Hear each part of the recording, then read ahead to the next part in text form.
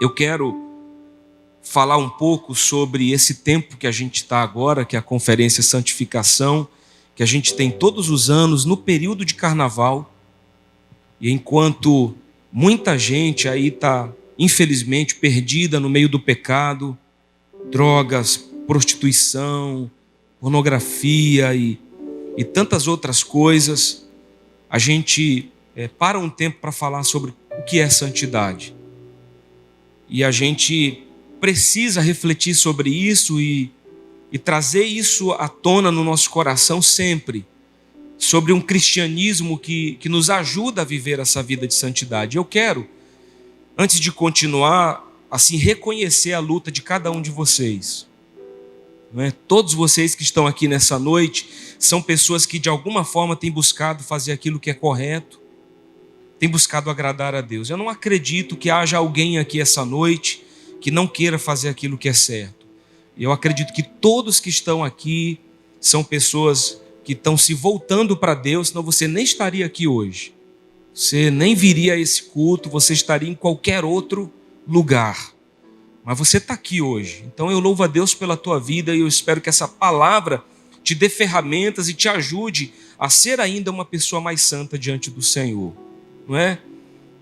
Queremos pedir a Deus que abençoe os nossos irmãos que estão viajando, que estão em família, que Deus também os guarde lá em paz. No final de 2019, a gente recebeu aqui na igreja o pastor Luciano Subirá. Quem participou daquela conferência, o Impacto da Santidade? Você foi abençoado? Né? Foi tremendo. A dificuldade que a gente teve foi de receber toda a palavra que foi pregada, na verdade, né, interiorizar, porque foram 3 horas de ministração. Ele mesmo disse que é difícil você falar por 3 horas e as pessoas absorverem isso, não é? Geralmente você vai absorver uns 40, 45 minutos, às vezes depois você fica um pouco divagando. Mas ele falou profundamente sobre o aspecto da santidade, da santificação. E é claro que eu não vou conseguir falar sobre tudo isso em 40 minutos, mas eu quero te trazer alguns aspectos sobre o assunto que eu espero que abençoe a tua vida. Eu penso que santidade também fala sobre a sua cultura de vida. Porque honestidade, integridade, verdade, por exemplo, são coisas que não devem fazer só parte da vida de quem é cristão. Você concorda que toda pessoa tinha que ser honesta? Toda pessoa tinha que ser íntegra, verdadeira, não importa se ela é de uma religião ou de outra. Isso devia estar inserido na nossa cultura. Agora, se espera que de pessoas cristãs venha um testemunho maior. Então, se um pastor comete um erro, por exemplo, o que acontece? Vai sair no jornal, pastor fulano, foi um padre ciclano. Porque se espera que de um sacerdote, de alguém que é um religioso, que é um cristão, se tenha frutos diferentes. Tá? Então, nós cristãos somos mais exigidos, não tem jeito. Se você disser que é um evangélico, que é um cristão, então você vai ser mais cobrado, porque as pessoas vão esperar isso da sua cultura. Porque, meus irmãos, acima de nós sermos cidadãos brasileiros, nós somos cidadãos do céu agora. Nós entregamos nossa vida a Jesus, está lá a nossa pátria celestial, e um dia nós vamos voltar e vamos morar eternamente com Jesus lá.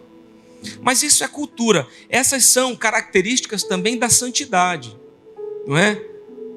Só que muitas vezes a gente não recebeu essa bagagem cultural de santidade desde o nosso próprio lar. Você quer ver um exemplo?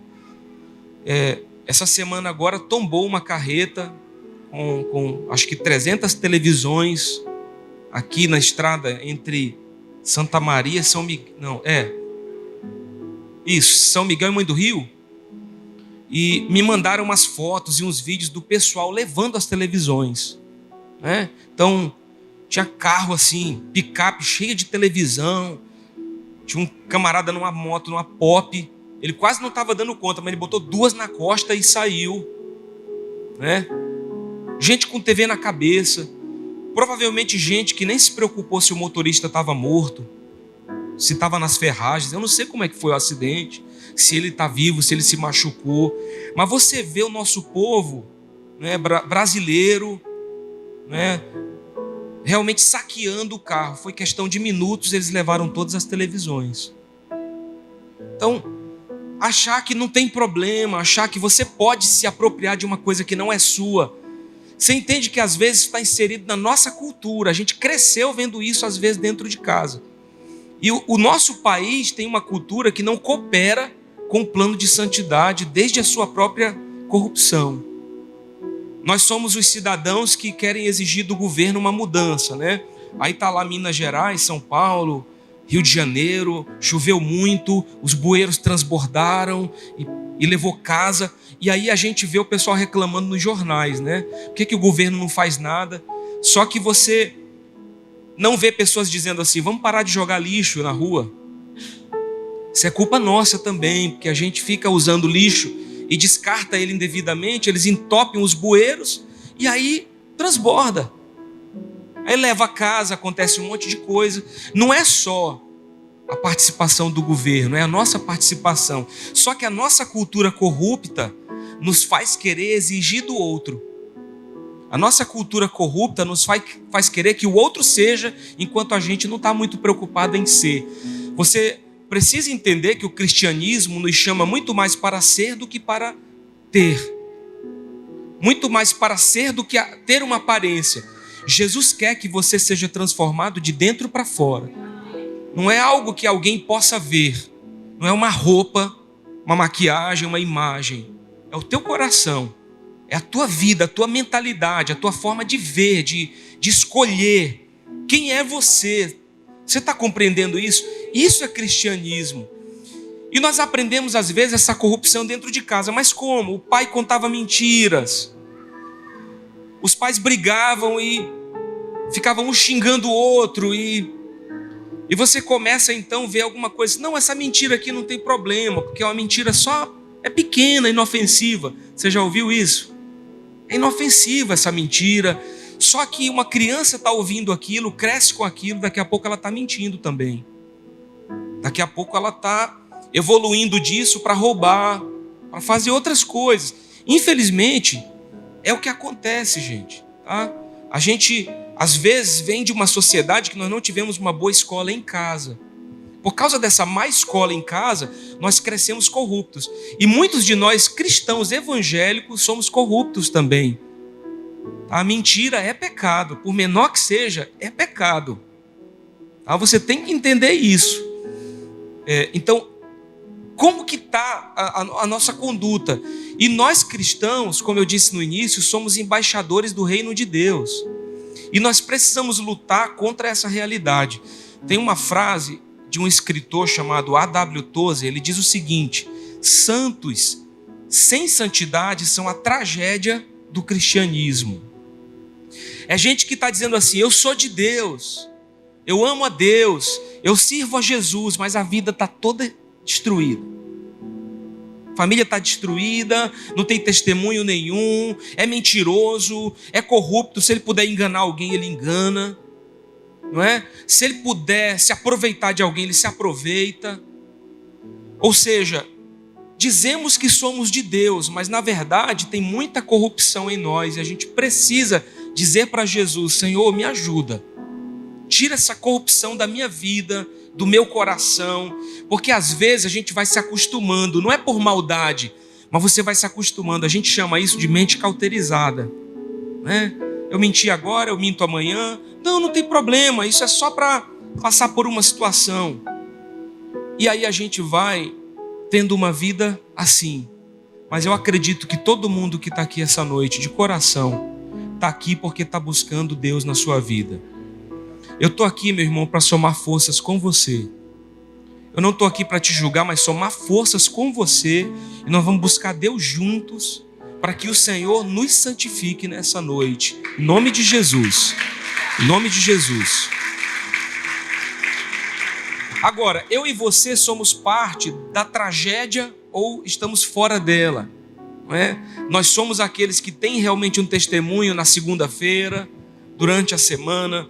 A santificação, ela é também parte de uma consagração ao Senhor.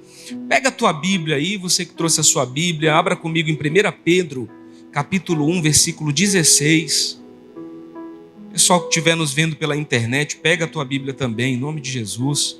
1 Pedro 1, 16. Vamos projetar também.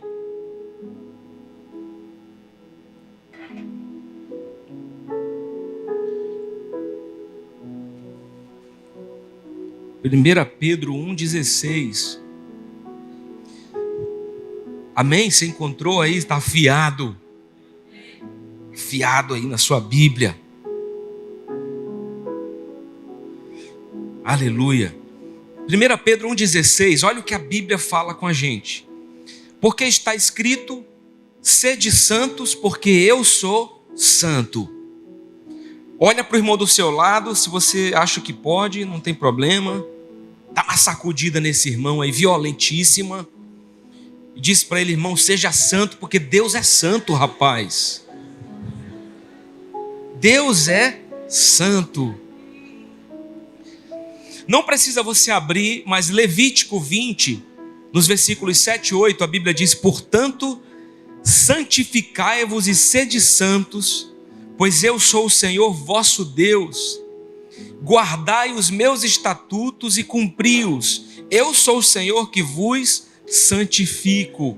Então, santidade é bíblica, faz parte da palavra. Deus é santo e Ele quer que a gente seja santo.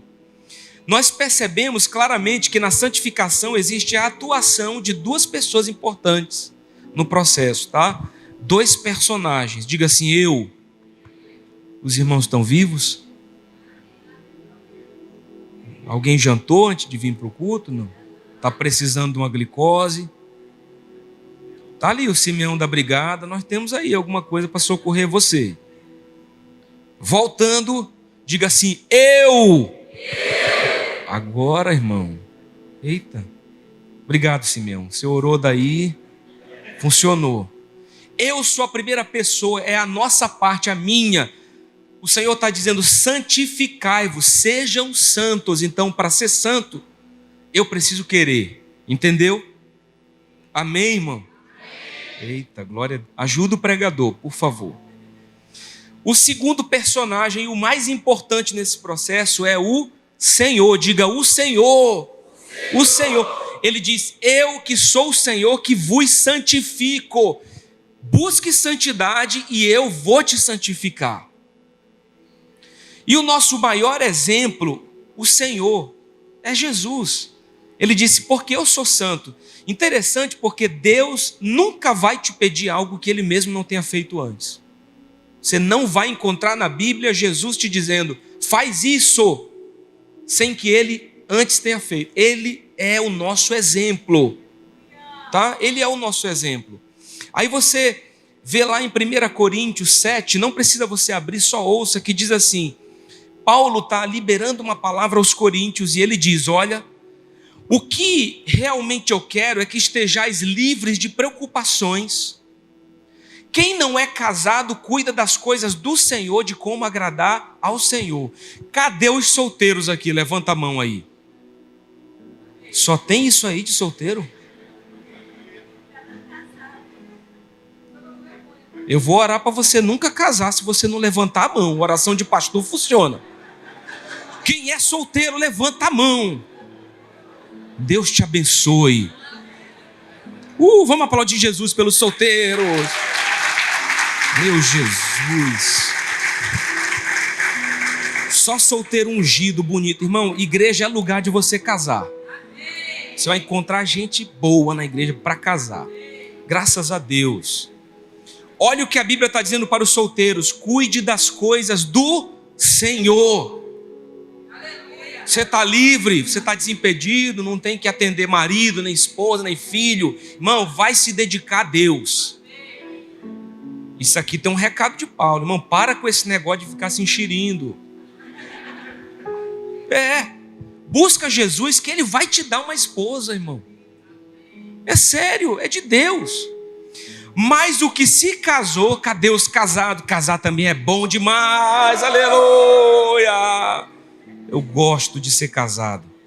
Mas o que se casou cuida das coisas do mundo, de como agradar a esposa. E assim Paulo está dizendo, está dividido. Ele não está dizendo, você que casou, deixe de servir a Deus. O que ele está dizendo é, você que casou, você tem agora outro foco também. Sirva o Senhor, mas cuide da sua esposa. Cuide do seu marido. Seja bênção para a sua casa, para a sua família.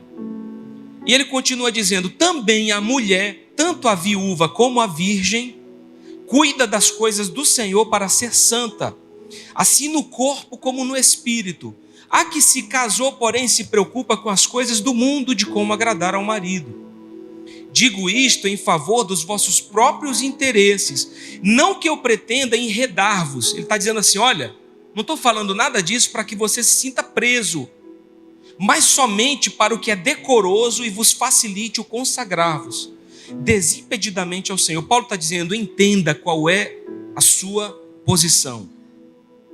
Você quer se consagrar? Você é solteiro?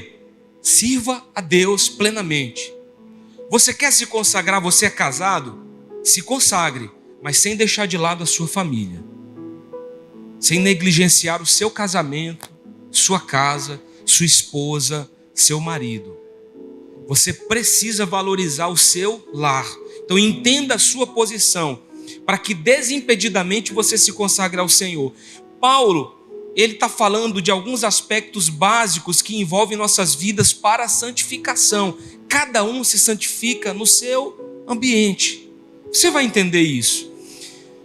E nós aprendemos sobre 3 aspectos da santidade, não é? A separação, a devoção e a oferta. Qual o significado de se consagrar? O que realmente significa consagração? E a gente vai entendendo isso por partes. Consagração é separação. É quando você diz assim, eu vou me separar para ter um tempo. Jesus fazia isso. Fiquem aqui, que eu vou me separar, eu vou ter um tempo de oração. Vou subir o monte. Fiquem aqui, orem aqui comigo, mas eu vou me separar para orar aqui. A Bíblia fala, por exemplo, que se você quiser ter um tempo com Deus, fecha a porta do quarto, ora a Deus, gasta um tempo com Ele ali em secreto, porque Ele vai te recompensar publicamente. Então, consagração é separação. Nós temos que levar em consideração o contexto também em que nós estamos inseridos. Vamos pensar nisso a nível de Brasil, tá bom? No Brasil, a gente vive numa nação cheia, e para onde a gente vai? Drogas lícitas e ilícitas, prostituição, pornografia. Agora mesmo a gente está no meio aí do carnaval. Olha, você não sabe, mas se você for pesquisar, você vai descobrir quantas moças grávidas dão à luz a seus filhos 9 meses depois da época do carnaval. Algumas nem sabem quem é o pai, porque tiveram relação com 3 homens numa noite. E se o filho perguntar, quem é o meu pai? Eu não sei dizer. Porque naquela noite eu estava bêbada, porque naquela noite eu estava drogada, eu me relacionei com vários homens numa noite, eu nem sei dizer quem me engravidou. Mães solteiras, que vão ter que criar os filhos assim agora. E crianças que vão ter que crescer dessa forma, infelizmente. Então, a gente vive num período como esse. A gente vive num país que tem o nosso jeito brasileiro. Não é assim? A gente dá um jeitinho para tudo, a gente burla as leis, a gente... faz uns ajustes como pode, é o nosso jeitinho. A gente acha que pode, é o Brasil, a gente é do Brasil, é assim. Irmão, eu acredito que as leis não deveriam funcionar só porque elas existem, mas porque nós queremos fazer o que é correto. A Bíblia fala em Romanos 13 que toda autoridade foi levantada por Deus. E as leis, e aqueles que carregam as leis não vêm para nos destruir, mas eles vêm realmente para usar isso para nos proteger. Mas a gente precisa viver essas leis, né? Eu até fiquei assustado um pouco nos Estados Unidos, por exemplo, se você tiver um cachorro e esse cachorro morder alguém, e se alguém denunciar você, de repente eles podem aliviar, mas a segunda ocorrência que tiver, eles mandam sacrificar o cachorro. sem problema nenhum, é lei, né? Então, as coisas assim que funcionam. E às vezes, a gente gostaria que algumas leis funcionassem para a gente, mas nós mesmos, cristãos, acabamos dando o nosso jeitinho, né? E fazemos as coisas burlando algumas leis. Nós temos que entender que cada um se consagra no seu nível específico. Mas como assim? Você, por exemplo, que trabalha numa empresa em que os amigos se reúnem para ter conversas pecaminosas, né? E piadas imorais, e um ambiente assim tão promíscuo, tão pesado. Ah, porque você viu a mulher fulana, não sei o que das quantas, irmão. Você precisa dizer para eles: olha, gente, amo ser amigo de vocês, vocês são preciosos. Eu estou aqui para servir, mas esse tipo de conversa não é para mim. Olha, eu sou cristão, gente. Minha vida é pautada na palavra. Amo vocês, mas não tem condição de eu ter esse tipo de conversa. Não posso. Eu, irmão, já sentei com parentes meus em bares. Então, outro dia eu sentei com meu pai num bar, a gente sentou, né? Ele pediu ali a cerveja dele, era pai e filho conversando, né? Meu pai ainda não está inserido totalmente na igreja. Olha o que eu fiz para me proteger, pedi uma água de coco no coco. Se passar alguém aqui, está vendo que tem um coco na minha frente. Olha lá, pastor Heber, num bar. Imagina se eu peço um guaraná, né? Meu Jesus, o que é aquilo? Eu disse, me dá um coco. Tomei um rapidamente, pedi outro, né? 2 cocos na mesa. Agora, eu vou deixar de sentar com meu pai para ter um momento de comunhão com ele. Era onde ele estava. Sentei, passamos umas 2 horas ali naquele bar. E olha que 2 horas boas que eu tive com meu pai. Compartilhando, conversando, falando também das coisas de Deus. Então, você pode ser a diferença. Irmão, só tenha equilíbrio, por favor. Para você ser a diferença, você não precisa fazer tudo que os outros estão fazendo. Mas você pode ser alguém que não vai ser aquele crente chato, não.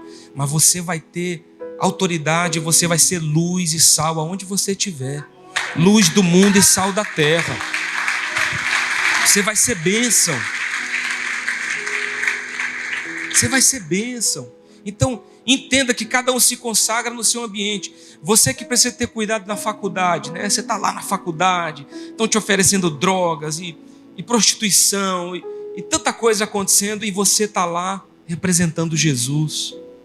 Você está lá sendo bênção. Eu, por exemplo, sou um pastor, eu não enfrento tipo de coisas assim.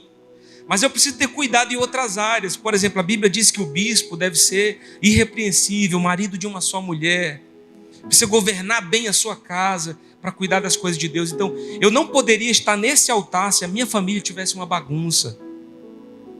Não seria uma coisa bíblica. Então, eu preciso cuidar da minha esposa, do João Pedro, meu filho, para poder chegar aqui e pregar essa palavra para vocês. Então, eu preciso ter cuidado com pastores que administram suas igrejas como empresas, porque isso aqui não é uma empresa, é uma igreja. É o corpo de Cristo. Mas tem gente que está à frente de igreja que se eu me relacionar com ele, eu vou ficar doente. Então não me relaciono.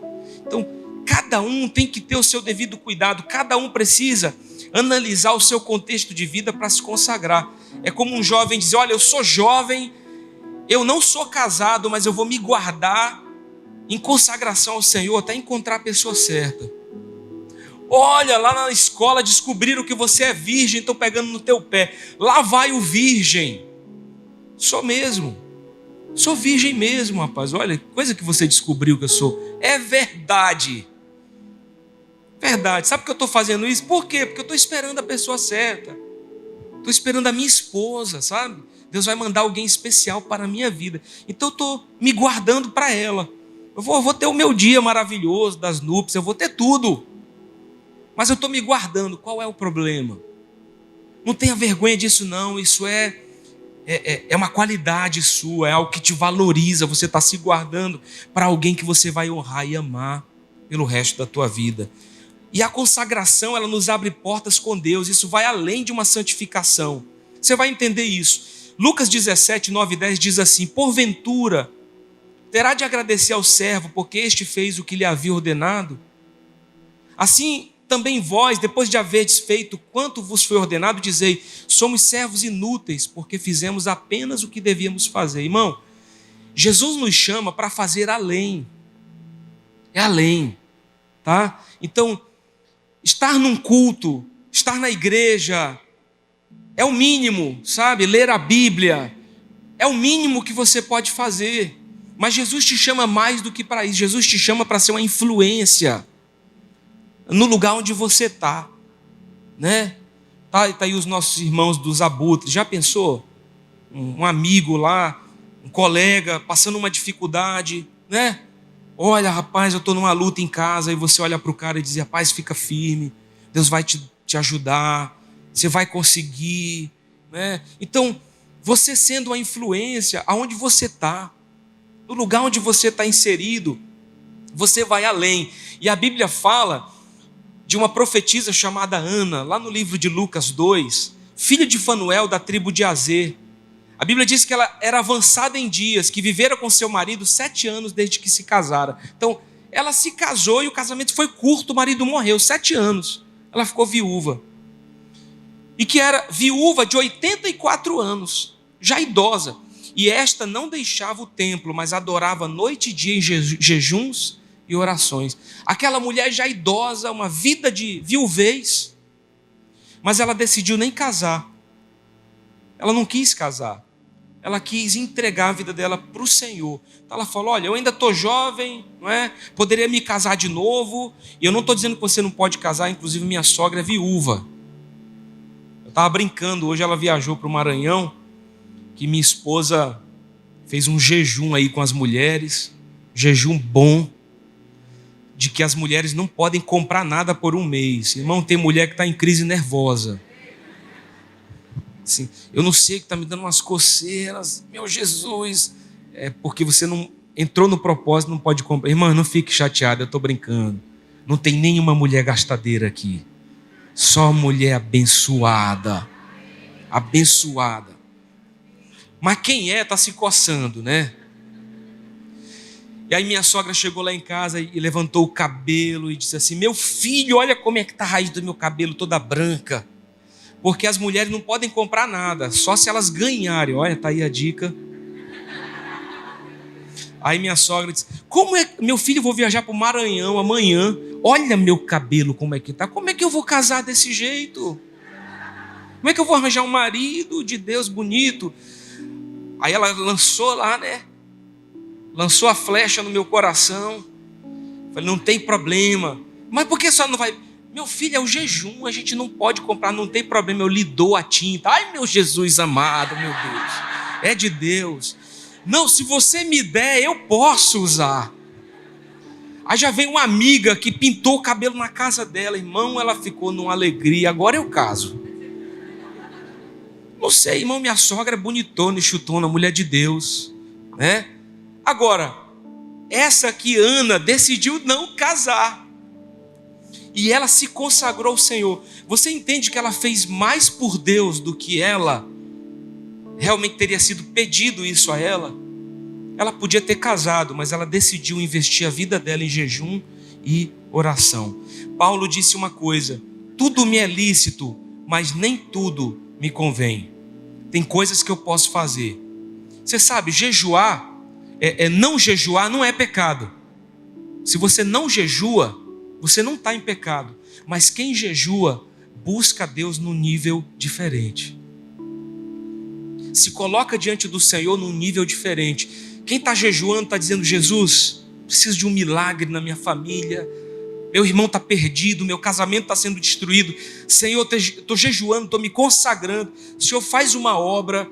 Moisés jejuou, Jesus jejuou no deserto.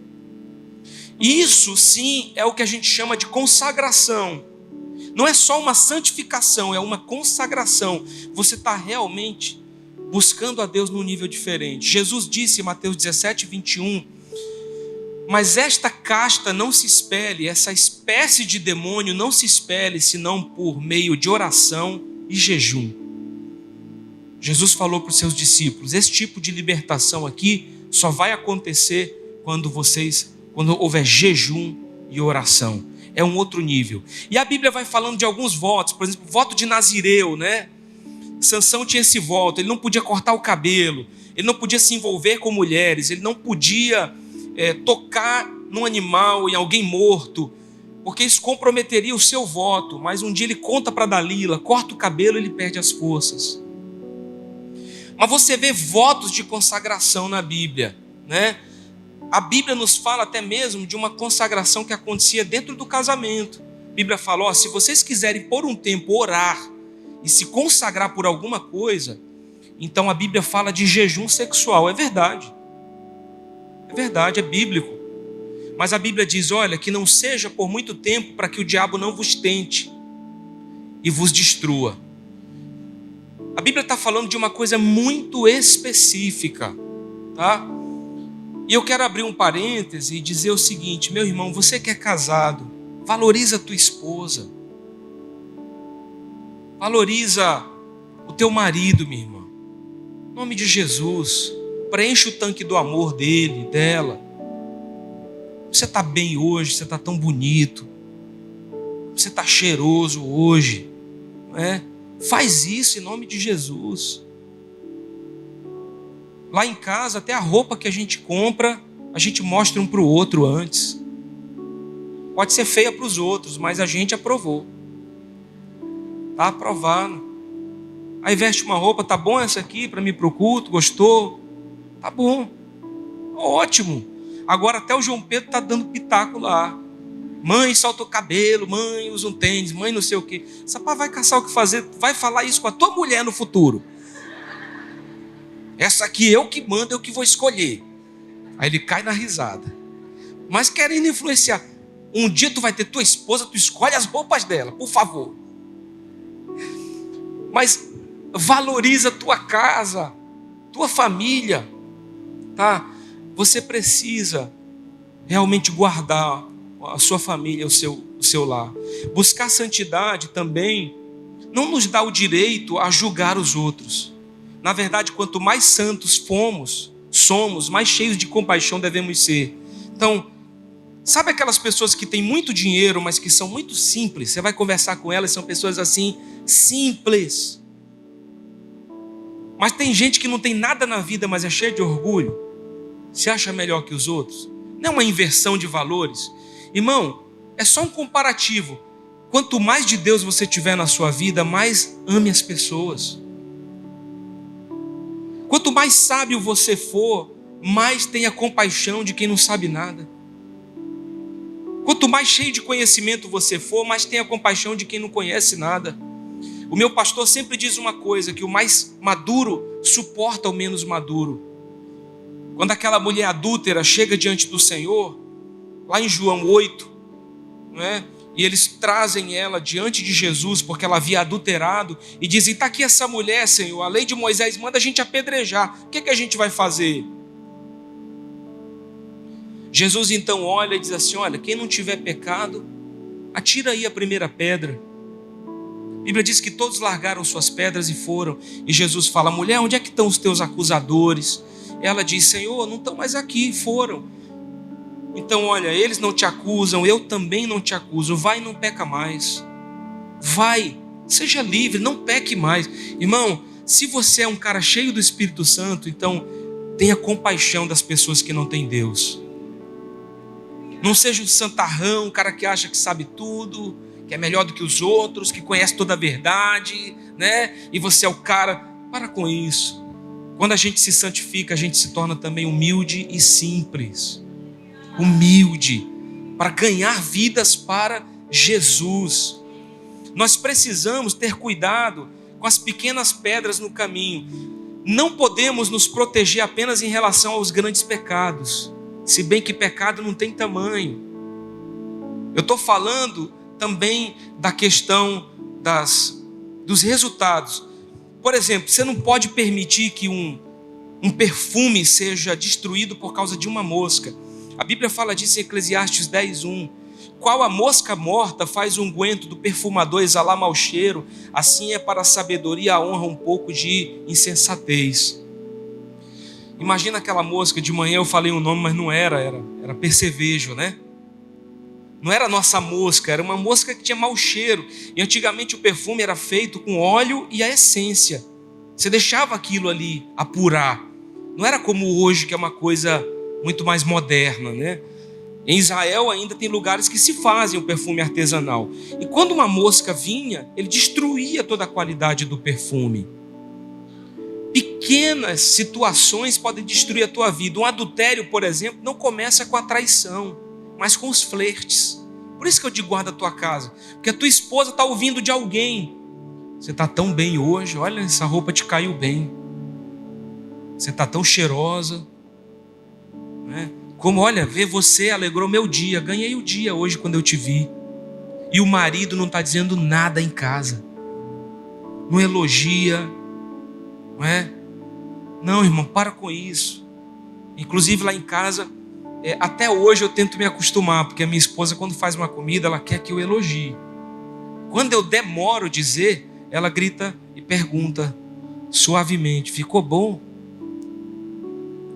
Esqueci, amor, de elogiar, né? Então, Tamara, meu Deus, que comida é essa?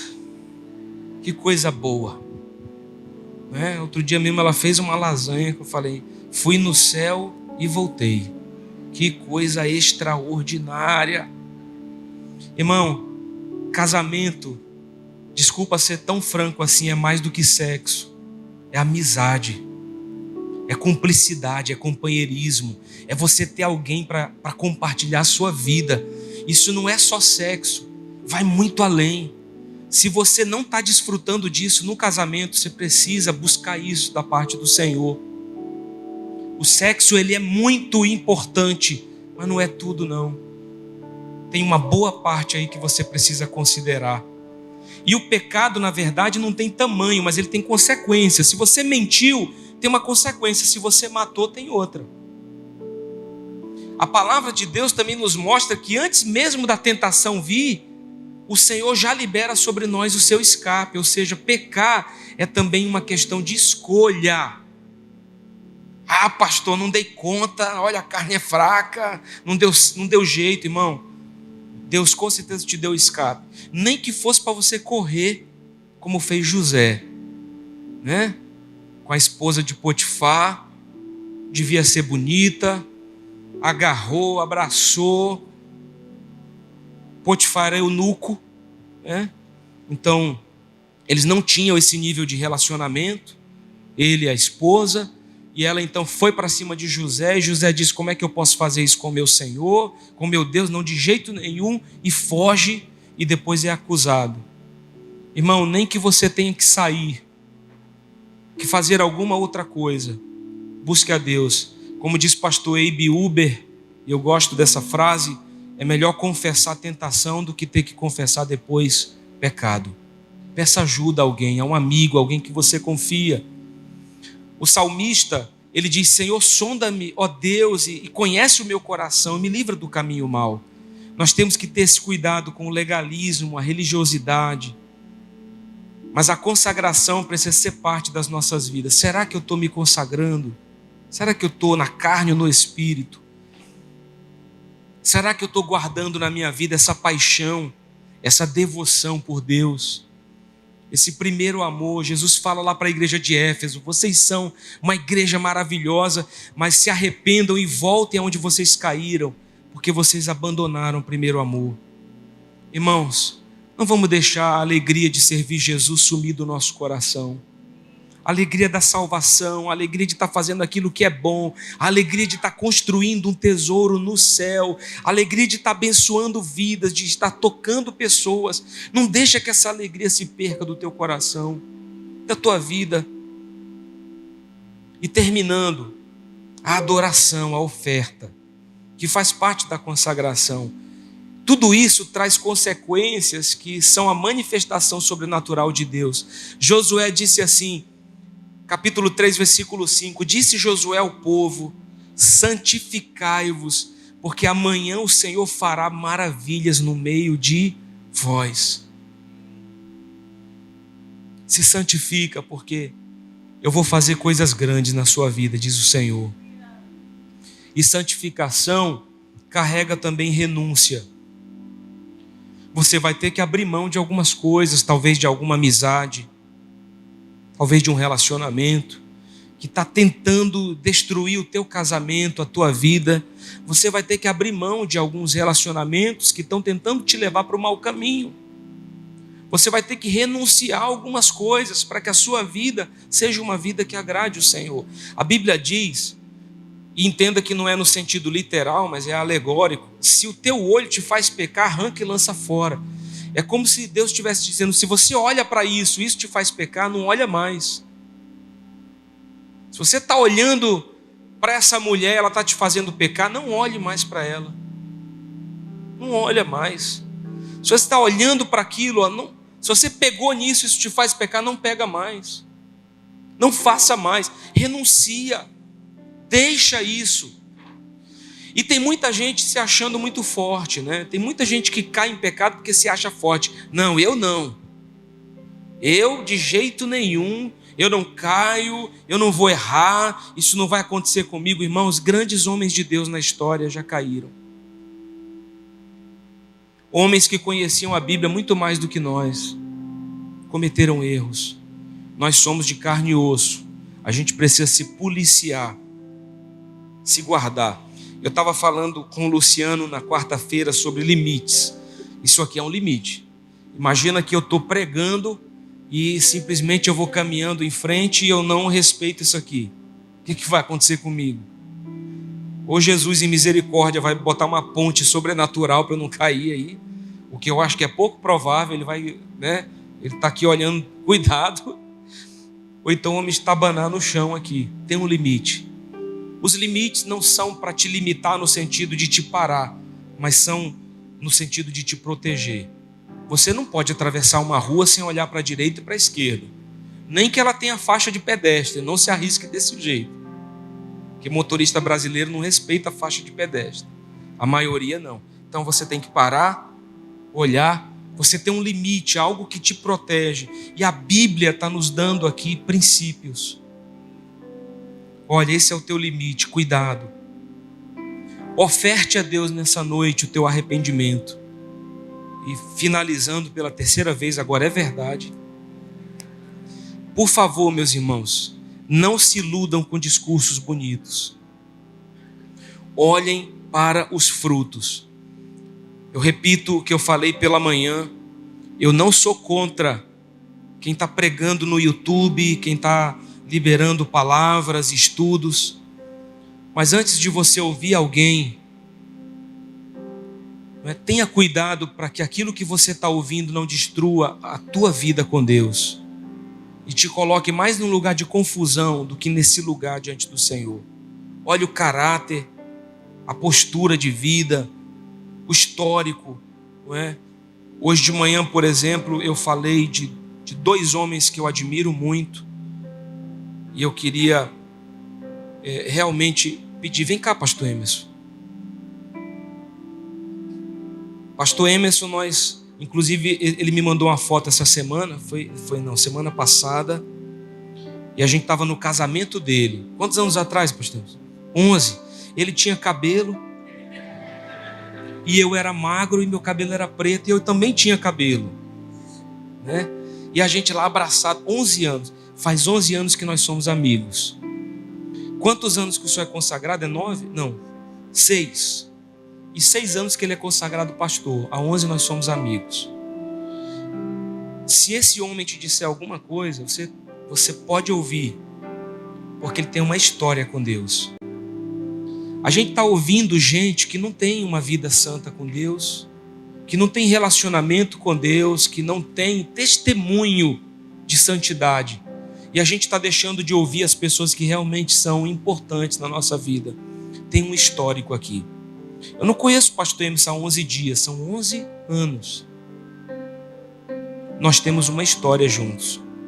A gente já passou aqui umas lutas assim bem grandes mesmo, mas também já vivemos coisas extraordinárias. E eu diria que hoje, apesar de tudo, a gente está vivendo o nosso melhor momento ministerial. Porque a gente está amadurecendo juntos, está crescendo. É um amigo para mim. É um amigo. Inclusive hoje de manhã, quando eu terminei de pregar, ele me corrigiu porque eu falei uma coisa errada na pregação. Pastor, cuidado, o senhor falou. Me protegeu. Cuidado. Obrigado, pastor Emerson. À noite não falo mais isso, hoje eu não falei. Mas se o senhor não fala, eu ia falar de novo. Mas sabe por quê que ele pode fazer isso? Porque ele conquistou isso na minha vida. Ele pode. Eu sou pastor dele, mas se ele me corrigir, eu escuto. Faça isso, cuidado com as pessoas com quem você anda. Obrigado, pastor Emerson. O senhor não tem cabelo hoje, mas está mais bonito. O senhor está mais bonito. Vamos aplaudir Jesus. Aleluia. Fica de pé, por favor.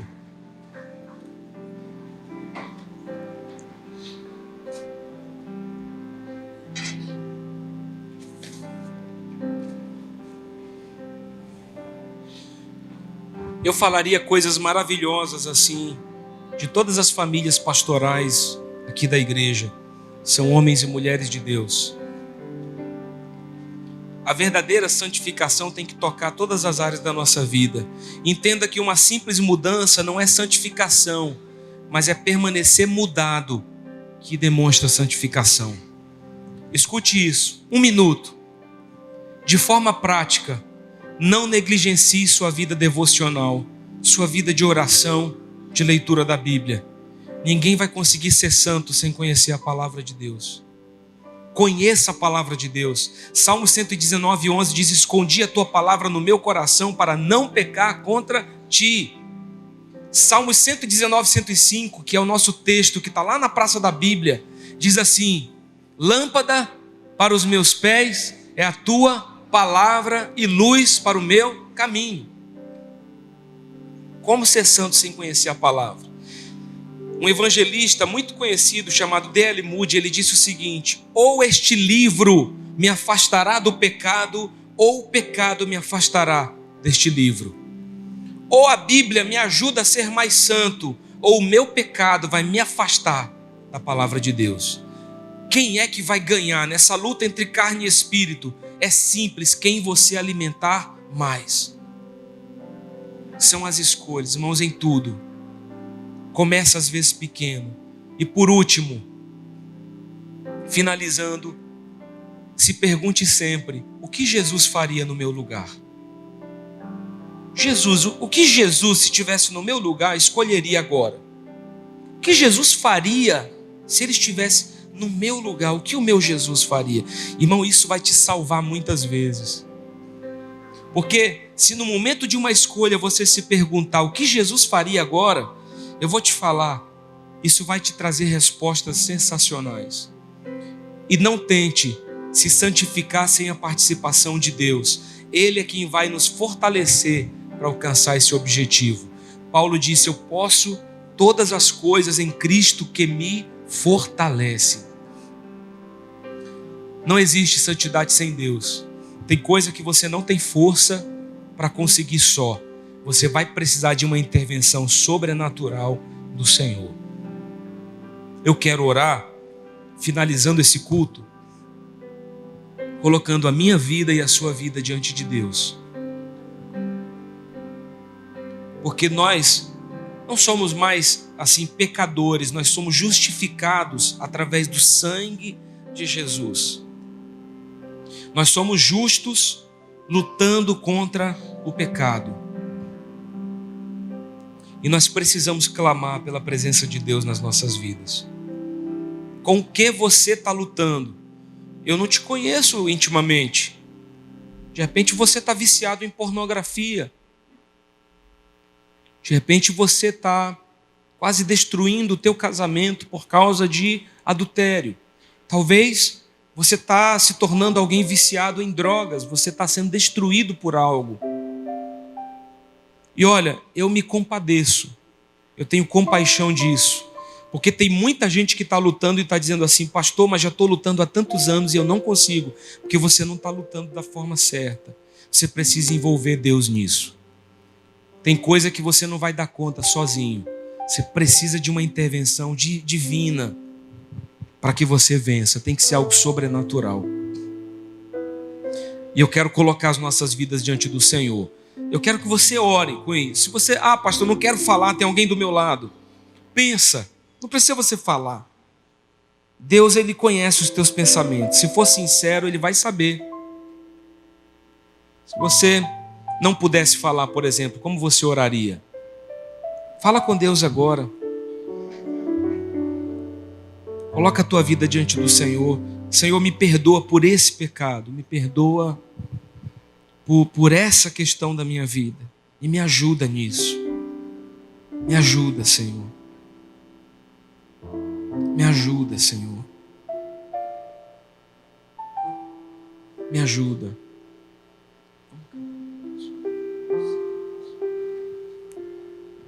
Me ajuda, Senhor. Coloca isso diante de Deus. Eu quero te dar 1 minuto e nós vamos orar sobre isso. Oh, Jesus. Perdão, Senhor. Se arrependa. E arrependimento diz respeito a você sair daqui e não viver mais isso. É você sair daqui e viver uma vida nova. Uma vida nova com Jesus.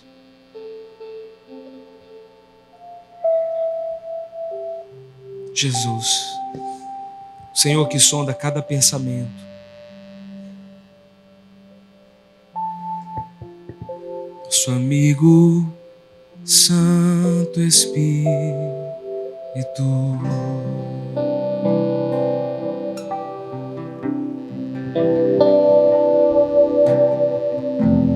venha aquecer os corações. Me ajuda. Vem com cura e todo o seu poder.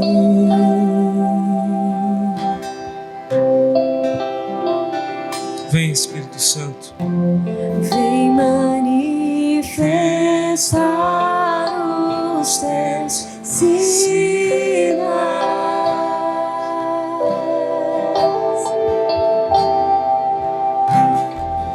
O que dizer, o que fazer quando Ele vem aqui? Mais que ser bem-vindo, nós te desejamos outra vez aqui. Bem-vindo, Espírito Santo. Bem-vindo para curar. Bem-vindo para libertar. Bem-vindo para sarar, para abençoar. Em nome de Jesus, bem-vindo, Espírito Santo. Nosso amigo Santo. Coloca a sua vida diante de Deus nessa noite. Santifica-nos, Senhor. Pelo teu poder vem, santifica-nos, Senhor. Esperamos pelo seu soprar.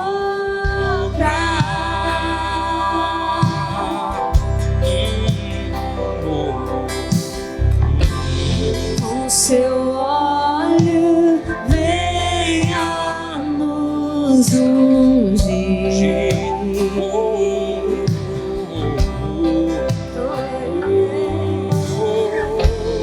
Com seu fogo vem nos batizar.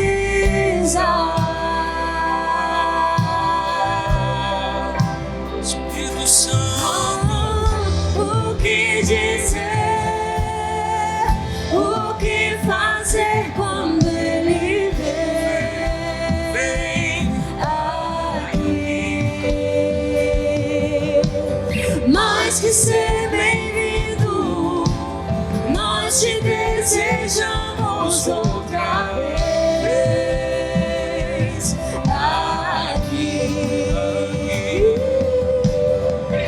O que dizer, o que fazer quando Ele vem aqui?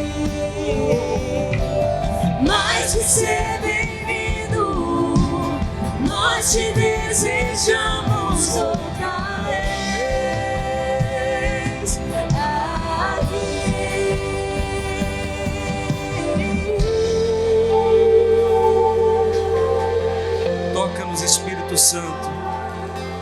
Toca-nos, Espírito Santo de Deus.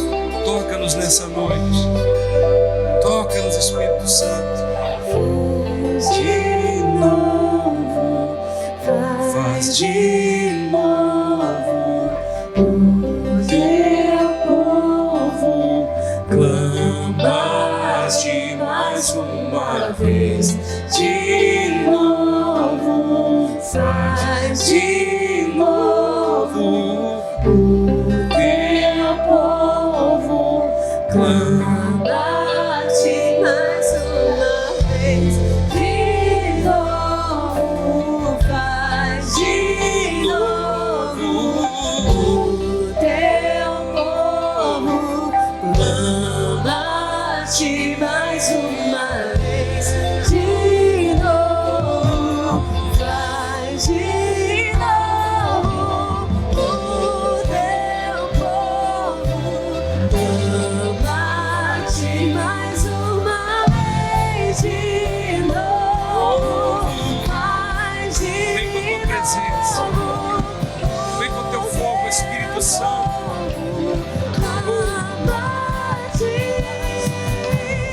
O que dizer,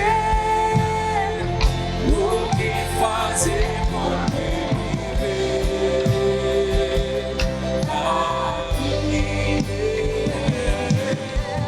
Mais que ser bem-vindo, nós te desejamos outra vez.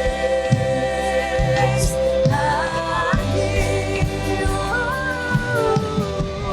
o que dizer, o que fazer quando ele vem. Aqui,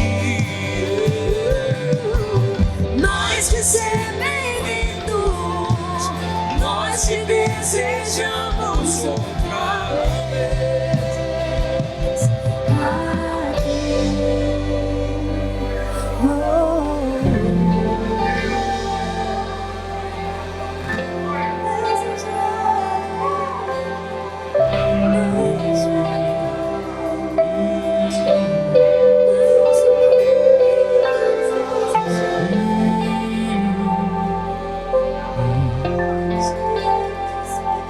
Senhor, obrigado pela tua presença,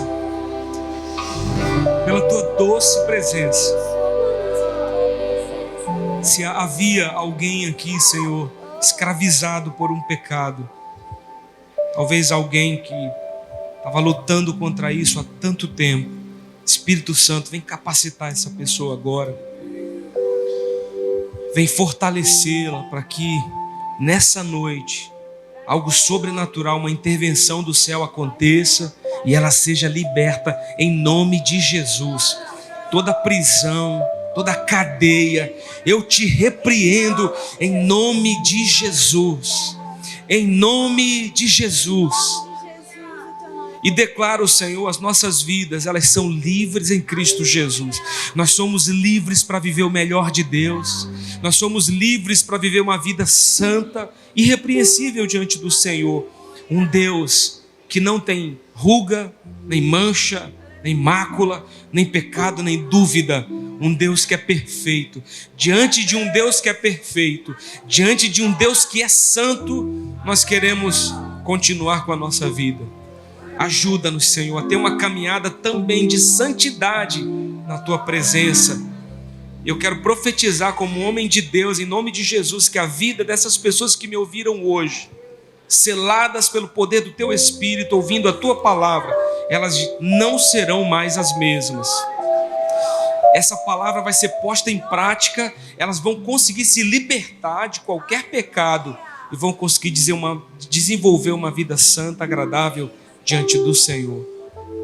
E nós que somos santos, Senhor, vamos procurar nos santificar cada dia mais. Santidade ao Senhor. Santidade ao Senhor.